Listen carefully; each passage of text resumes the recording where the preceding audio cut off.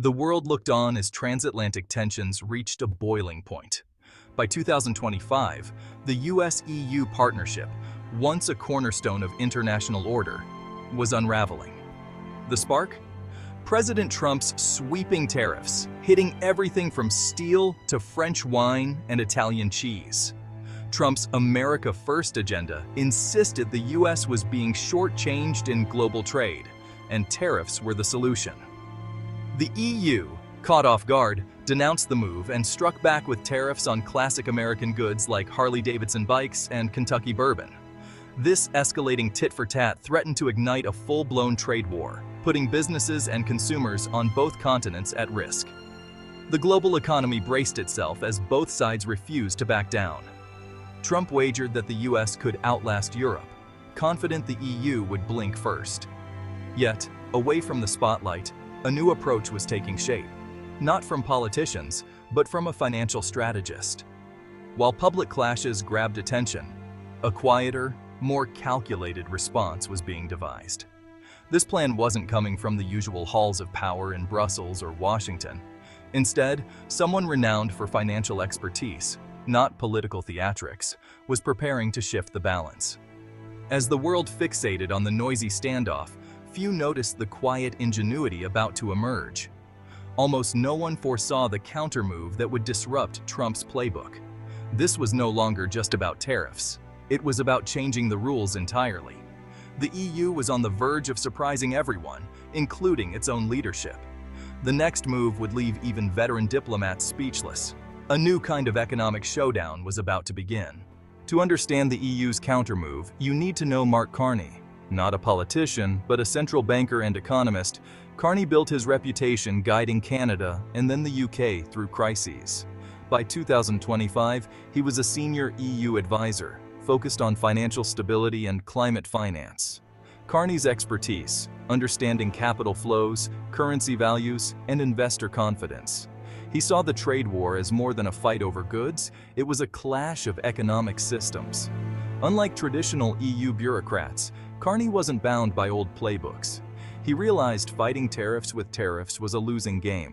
The EU needed a new approach, one that played to its strengths. Carney's credibility meant markets listened when he spoke. His plan wasn't about punishing the US with more tariffs. Instead, he aimed to use the EU's financial power to reshape the battlefield. Carney's outsider perspective let him see what others missed. He wasn't after headlines. He wanted real solutions. His proposal would soon shift the entire dynamic of the trade dispute. The world was about to witness a masterclass in economic strategy. Carney's plan was a coordinated multi-step strategy to outmaneuver Trump's tariffs. First, he advised the European Central Bank to strengthen the euro, signaling robust monetary policy. A stronger euro made US goods cheaper for Europeans, undermining Trump's tariffs without direct confrontation. Next, Carney proposed a transatlantic green investment pact, offering US companies fast-track access to the EU market if they met high environmental standards. This split the American business community, giving some a reason to side with the EU. Then, the EU issued union bonds to fund infrastructure and tech, attracting global investors and signaling unity. This drew capital away from the US and showcased EU financial strength. Finally, EU leaders shifted their rhetoric, focusing on partnership and growth, not retaliation. The Carney Gambit combined currency management, regulatory incentives, financial innovation, and strategic communication. It was a plan to outsmart, not overpower, the US. The EU was no longer reacting. They were setting the agenda. The trade war's rules had changed. The world was watching a new kind of economic chess. EU leaders were stunned, then impressed by Carney's strategy. For months, they debated retaliation or negotiation, divided by national interests. Carney's plan cut through the gridlock, elevating the fight from products to finance and investment. It didn't pick winners or losers among EU industries. It unified the bloc. The plan's elegance was its non-confrontational yet competitive nature. By creating a green lane for US companies, it built allies inside America. This was economic statecraft at its finest. One diplomat said, "We were preparing for a street brawl. Carney handed us blueprints for a fortress. The usual slow EU process sped up. Leaders from Paris, Berlin, and Rome quickly backed the plan. It let them look strong at home without the pain of a tariff war. The EU shifted from defense to offense. No longer just a victim, the EU became an architect of a new global economic order. Carney's strategy united Europe and changed the narrative. The world took notice. To see Carney's brilliance, you have to understand tariffs. Tariffs are taxes on imports, meant to protect domestic industries, but often raising prices for consumers. Modern supply chains are global. Tariffs on parts can raise costs for everyone, even at home. US tariffs on European steel, for example, hurt American builders and farmers when the EU retaliated. Trade wars rarely have clear winners. Everyone pays a price. Carney's approach avoided this pain. By not matching tariffs, he spared European consumers and rewarded US companies willing to adapt. The Green Lane minimized collateral damage and built bridges, not walls. Carney understood trade wars are complex webs, not simple battles. Tariffs often hurt the wielder as much as the target. His strategy turned a blunt instrument into a surgical tool.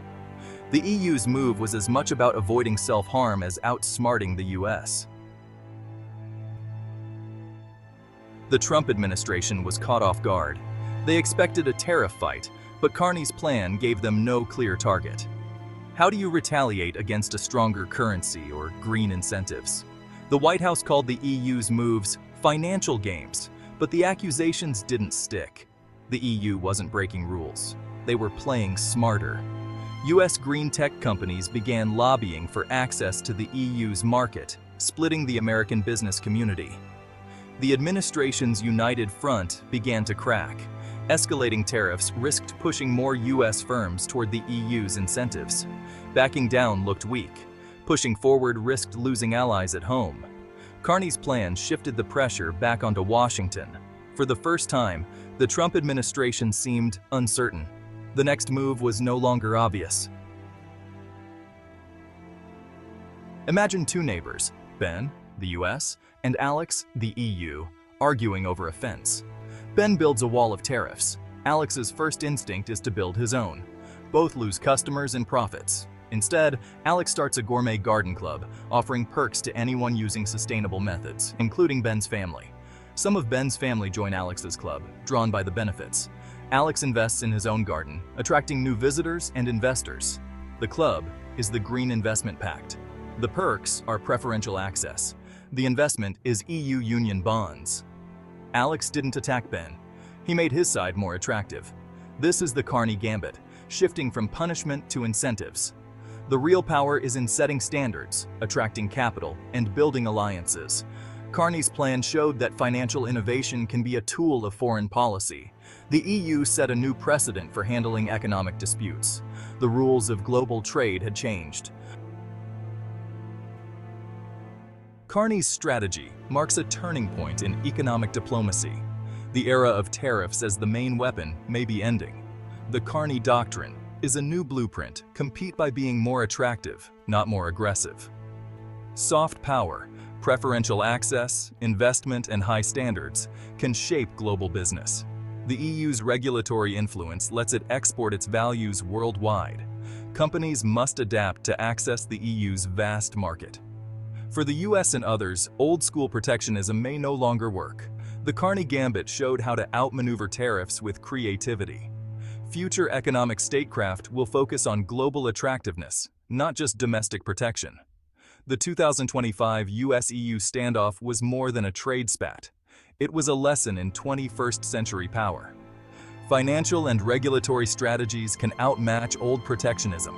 The bloc that sets the standards and vision for the future holds the strongest hand. Sometimes, the smartest move is changing the game entirely.